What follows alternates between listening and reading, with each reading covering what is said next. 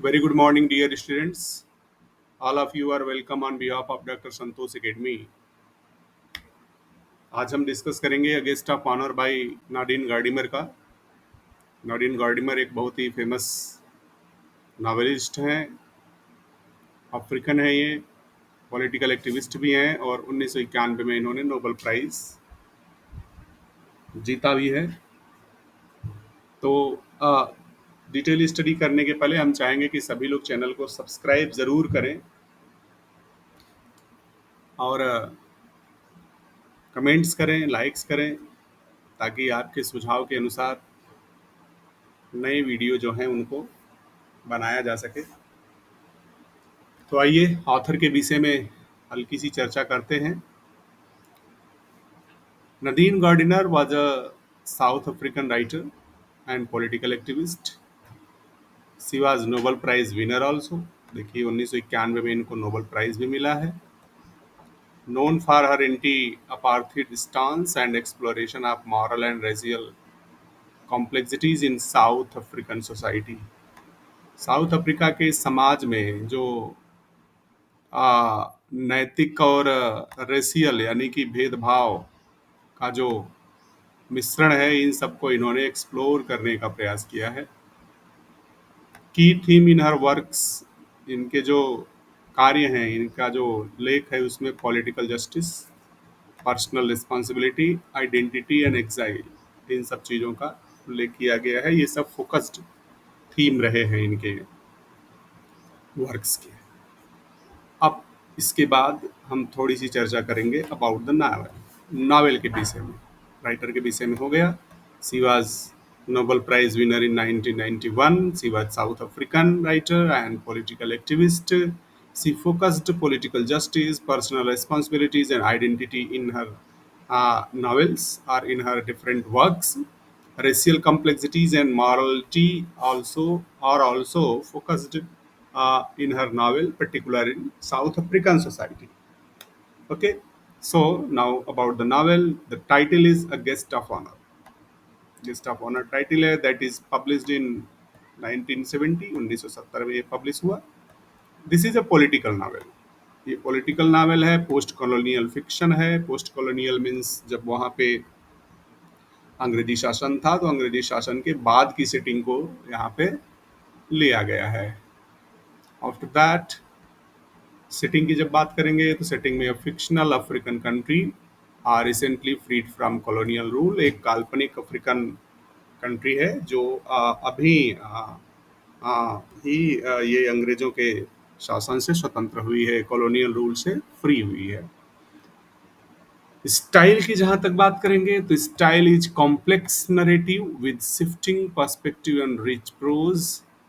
Narrative perspective की बात करते हैं तो थर्ड पर्सन ओमनिशिएंट, हर जगह थर्ड पर्सन की ही बात की गई है। यानी कि नरेटिव पर्सपेक्ट जो है, इसका जो कहानी कहने का स्टाइल है, that is with third person omniscient. Now plot overview. Plot overview के विषय में हम जानेंगे। प्लॉट ओवरव्यू को बहुत ध्यान से आपको समझना चाहिए, क्योंकि प्लॉट से ही आप पूरी कहानी को ऑब्जर्व कर सकते हैं, समझ सकते हैं। तो आइए प्लॉट ओवरव्यू को देखते हैं हम लोग। पहले मेन प्रोटेगोनिस्ट कौन है, यानी कि मेन हीरो कौन है। जेम्स ब्रे करके इसमें मेन प्रोटेगोनिस्ट है, who was a British former colonial administration expelled from the unnamed African country for his political, you can say, for his political uh, sympathy, return as an honored guest after its independence। यानी कि ये जो ब्रे है, ब्रे जो है एक ब्रिटिश एडमिनिस्ट्रेटर रहा है, कॉलोनियल एडमिनिस्ट्रेटर रहा है, और किसी अननेम्ड अफ्रीकन कंट्री से इसको बाहर कर दिया गया है, और अब वो यहाँ पे आया है और यहाँ पे इसको एज अ ऑनर गेस्ट के रूप में आया है स्वतंत्रता के बाद। ब्रे इज वेलकम बैक, उसका स्वागत होता है ब्रे का बाय द न्यू गवर्नमेंट। नई सरकार जो बन चुकी है स्वतंत्रता के बाद, उसके द्वारा उसका वेलकम किया जाता है, particularly by his former colleagues, turn president and सड्राज। खास तौर से उसका जो पुराना मित्र है, पूर्व का मित्र है, जो वहाँ पे अब प्रेसिडेंट बन चुका है, जिसका नाम सड्राच है, उसने उसका विशिष्ट रूप से स्वागत किया है। The nation freshly liberated is torn between revolutionary ideals and the practical challenges of governance। जो सोसाइटी है अब यहाँ की, वो दो रूप में बट गई है, दो पार्ट में। पहला पार्ट जो है वो क्रांतिकारियों का है, और दूसरा पार्ट जो है वह जो प्रैक्टिकल चैलेंजेज ऑफ गवर्नेंस है, जो सरकार के व्यवहारिक चुनौतियां हैं, उनके बीच में एक जो है कि पार्टीशन हो गया है, दो रूप में समाज दो रूपों में बटा हुआ है। Revolutionary ideals and practical challenges of governance. Bray is soon disillusioned by the corruption। ब्रे जो होता है जल्दी ही अवगत होता है किससे? करप्शन से। आइडियोलॉजिकल कंप्रोमाइज, लोगों के विचारों के समझौतों से। And power struggle with in the new regime, नए राज्य में, नए शासन में जो शक्ति का संघर्ष है, इन सब चीज़ों से जल्दी ही ब्रे का भ्रम समाप्त हो जाता है। वह देखता है कि ये सारी चीज़ें उत्पन्न हो गई है, यानी कि corruption, ideological compromises and power struggle. कहने का ऐसे है कि after the freedom the country could not run smoothly, but it was suffering some more problems than the colonial rules, like the corruption, ideological compromise, and power struggles within the new regime।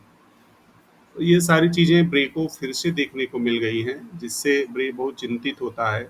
His role shifts from a passive observer to an active participant in political conflict।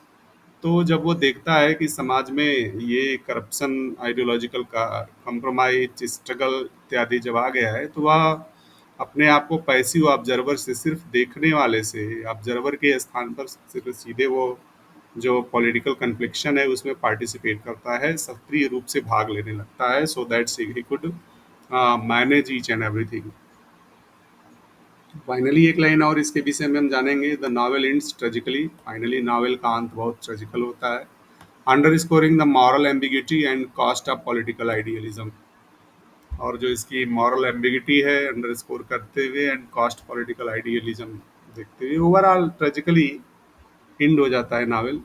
मतलब ब्रे freedom के बाद भी उस nation को कुछ खास अवसर ऐसा नहीं मिलता कि वो अपना डेवलपमेंट स्वयं कर पाए। ब्रे के अलावा कुछ और इसमें करेक्टर हैं, मेजर करेक्टर्स हैं, जिनकी चर्चा हम करना चाहेंगे। जेम्स ब्रे का हम कर लिए। प्रेसिडेंट साद्राज का कर लेते हैं। प्रेसिडेंट साद्राज जो है वो ब्रे का पुराना मित्र है, चारकामिस्ट लीडर है ऑफ न्यू इंडिपेंडेंट नेशन, नए नेशन में नया नेता बना हुआ है वो। Struggle with maintaining power and ideals. आपसे हमने पहले ही बात किया कि वो बेचारा संघर्ष करता है कि शासन में अपने आइडियल्स और अपने शक्ति को मेंटेन करने के लिए वो बेचारा बहुत ही संघर्ष करता रहता है। चीफ मेटानजिमा एक करके इसमें है करेक्टर, जो कि ट्रेडिशनलिस्ट है, represents the conflict between indigenous authority and modern governance. पारंपरिक व्यवस्थाओं में बिलीव करने वाला है चीफ मेटानजिमा, जो कि प्रस्तुत करता है संघर्ष को देसी मतलब कि इंडिजिनस अथॉरिटी यानी कि देसी अथॉरिटी और मॉडर्न गवर्नमेंट, आधुनिक सरकार के मध्य में ये जो कन्फ्लिक्शन है उसको रिप्रेजेंट करता है। एक इसमें अली नाम का करेक्टर है। अली जो है कि वो रिवोल्यूशनरी फिगर है, सिम्बोलाइज रेडिकल चेंजेज। वो रिवोल्यूशनरी फिगर है, काफ़ी क्रांतिकारी व्यक्ति है इसमें, और रेडिकल चेंज में बिलीव करता है। इसके बाद कुछ थीम की हम चर्चा कर लेंगे। Theme is very important part of any play, fiction और पोएट्री। सो हियर थीम के संदर्भ में जब हम बात करेंगे तो सबसे पहला जो थीम की बात आएगी इसमें वो होगी political post colonial identity. Post colonial क्या है? पोस्ट कॉलोनियल आइडेंटिटी का मतलब है कि जब अंग्रेजों का शासन समाप्त हो गया है वहाँ पे, या फिर जो कॉलोनियल रूल्स जब समाप्त हो गया तो उसके बाद का जो समय है उसको पोस्ट कॉलोनियल कहा जाता है। तो पोस्ट कॉलोनियल आइडेंटिटी में क्या है कि the nations struggle to form a new identity free from colonial legacies. यानी कि जब कॉलोनियल रूल्स समाप्त हो गया है, तो उसके बाद जो राष्ट्र है वह नए सिस्टम को मेंटेन करने का संघर्ष करता है। तो वो चीज़ देखने को मिलती है यहाँ पे, जो किसी राष्ट्र को स्वतंत्र होने के बाद देखने को मिलती है। Clash between traditional values and modern political system, इसमें ये भी देखने को मिलता है कि जो पारंपरिक और आधुनिक राजनीतिक व्यवस्था है उन दोनों के मध्य क्लैश देखने को मिलता है, मतांतर संघर्ष देखने को मिलता है। तो पोस्ट कॉलोनियल आइडेंटिटी में यही है कि जब वो फिक्शनल कंट्री आज़ाद हो जाती है तो वहाँ पे नए शासन व्यवस्था का चैलेंज होता है, और जब नया शासन व्यवस्था बनती है तो उसमें पारंपरिक मूल्य और नए राजनीतिक व्यवस्था के मध्य संघर्ष देखने को मिलता है। जैसा कि होता है, तो ये राइटर ने बहुत ही व्यवहारिक तरीके से यहाँ पर रिप्रेजेंट किया है। अगली बात इसमें आ जाती है, जो महत्वपूर्ण बात आती है, आइडियलिज्म वर्सेस रियलिटी है, यानी कि आदर्शवाद और वास्तववाद का है डिफरेंस इसमें देखने को मिलता है, दोनों में संघर्ष देखने को मिलता है। Bray's disillusion reflects the larger failure of revolutionary dream. Bray जो है इसमें मेन जो प्रोटेगनिस्ट के रूप में आता है, उसको ये भ्रम था पहले कि स्वतंत्र होने के बाद जो है काफ़ी अच्छा हो जाएगा, अच्छा शासन व्यवस्था चलेगा, लेकिन उसका ये सारा भ्रम टूट जाता है ना? यानी कि जो उसके अंदर आदर्शवादी विचार थे, जो वो सोचता था कि स्वतंत्रता के बाद स्टेट अच्छे से चलेगा, अपना स्वशासन होगा, लेकिन ये जो भ्रम था वो टूट जाता है। और रियलिटी क्या होती है, आइडियलिज्म वर्सेस रियलिटी को इसी कंसर्न में आप समझिए। तो उसका आइडियलिज्म क्या था, उसके अंदर जो आदर्शवादी विचार ये थे कि स्वतंत्रता के बाद अच्छा शासन चलेगा, लेकिन रियलिटी क्या क्या होती है कि ये भ्रम उसका टूट जाता है और देख पाता क्या है, reflect the larger failure of revolutionary dream. जो उसके अंदर का उसके मन में जो क्रांतिकारी विचार थे वो बहुत व्यापक स्तर पर फेलियर सिद्ध होते हैं। तो यहाँ पे आइडियलिज्म वर्सेस रियलिटी का यही कंटेंट है। दूसरी बात आ जाती है the personal cost of political engagement. जो राजनीतिक एंगेजमेंट है वो पर्सनल कॉस्ट पे हो जाता है, तो यहाँ पे भी बातें बहुत डिफर हो जाती हैं, है ना? नेक्स्ट मेन पॉइंट है थीम का, power and corruption. Power and corruption, जैसा कि हमने बताया कि संघर्ष चल रहा है पावर एंड करप्शन इत्यादि को लेकर के। Critic of how quickly liberation leaders fall into the same patterns as former operations.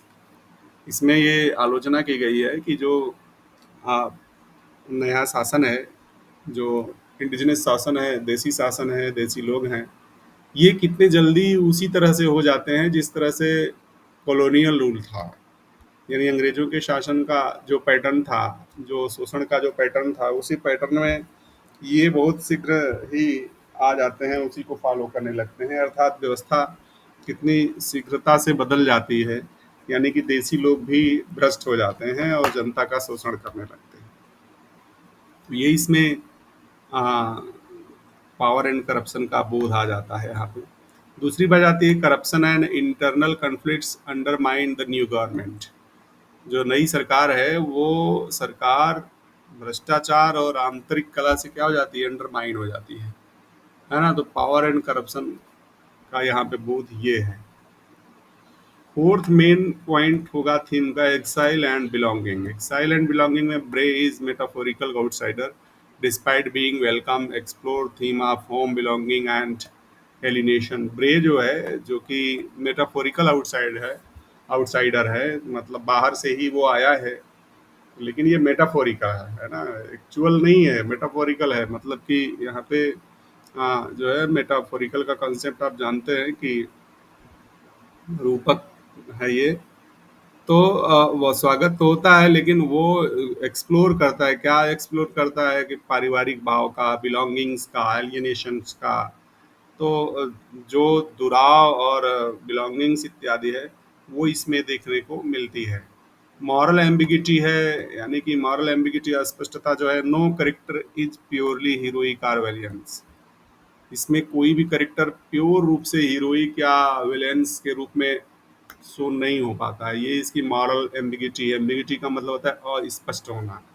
तो ये अस्पष्टता है, क्लियर कट नहीं है कि कौन इसमें हीरो है प्योर रूप से और कौन इसमें विलेन है, ये क्लियर नहीं हो पाता। Novel challenges readers to navigate ethical gray areas in politics।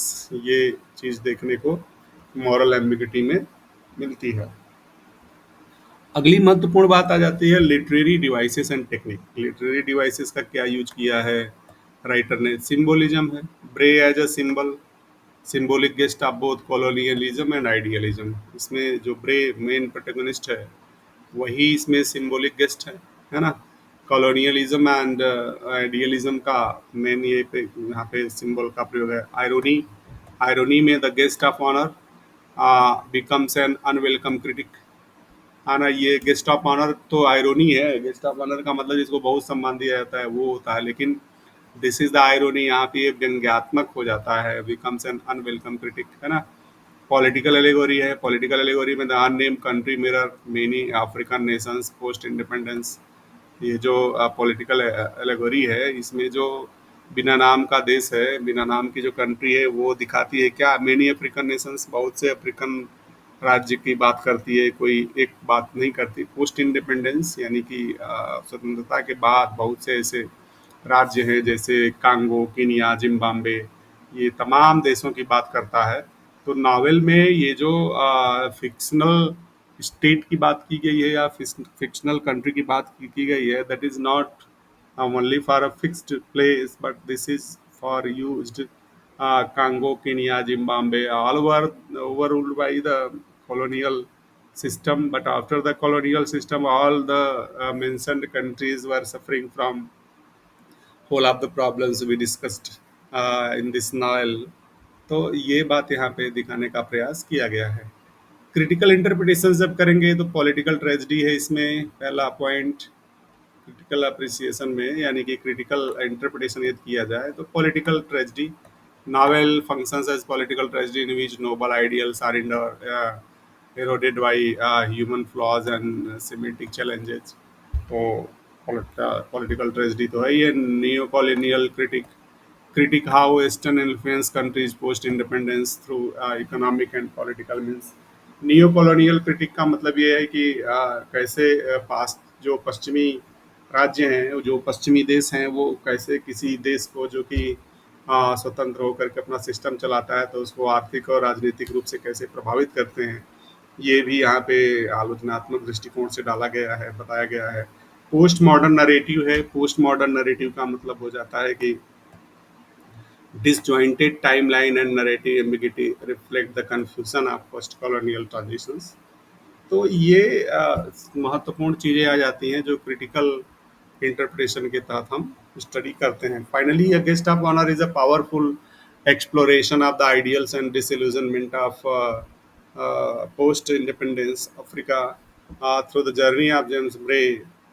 Gardiner invites reader to reflect on the challenges of building a just society amid the residues of colonialism, human fallibility, and the complexity of political changes। तो ये आपका जो है कि आज का content रहा। इसके बाद फिर हम अगले वीडियोज के साथ आपसे मिलते हैं। सो आज के लिए बस इतना ही। Have a nice day, see you the day after.